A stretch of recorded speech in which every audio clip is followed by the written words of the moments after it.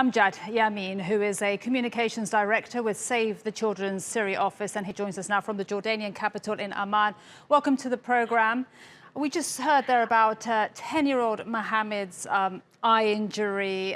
How is your organisation helping other children like Mohammed right now?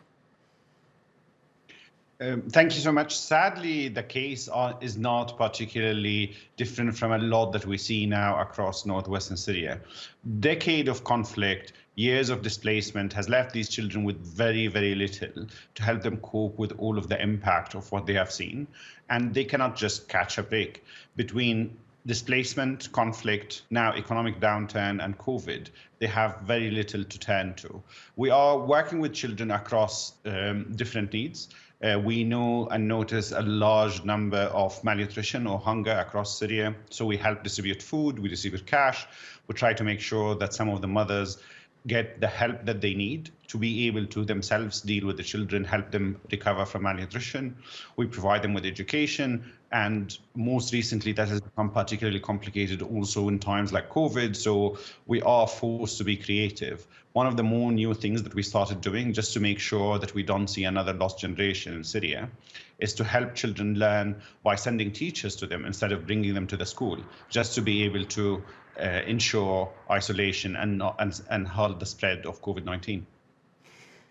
It must be so difficult, as you said. There's so many factors together, not just COVID, not just the war, so many. It's winter now. What are the priorities for these children and for your work and your team right now?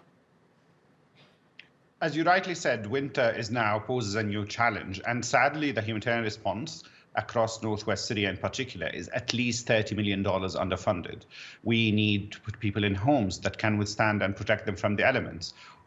Currently, we still have thousands, if not hundreds of thousands of people living in camps. To the last best count we know, there's at least 1,100 settlements or camps across northwest Syria. There are still 1.5 million people who have been displaced, and camps, like every year, start flooding again. So we do need essential supplies. We do need the funding to be able to continue to make sure that these children can survive the winter, particularly in times when you have COVID and just families cannot catch a break. And are governments continuing to give that funding to your organisation? I heard today that even the UK was cutting back on its foreign aid and putting it into defence, but also so many are just putting it into their health budget right now. How can they give externally to foreign countries like they did before, and are they? In all frankness, they are still helping. It is not to the same level, though, that people need. You still see large gaps in the humanitarian response, particularly because of what you said. Countries are looking at their own domestic needs, at their own domestic needs within their own countries. So instead of prioritizing helping humanitarian aid or children in Syria, they often will turn to the needs within their own country. That doesn't mean they cannot help others, because the number or the amount of needs currently in northwest Syria is bigger than it's ever been. At the very least, there is at least 1 million children, 1.5 million children in northwest Syria this year. At least 70% of them do not have enough food. At least 30% of the new mothers do not have enough food to feed themselves or the children.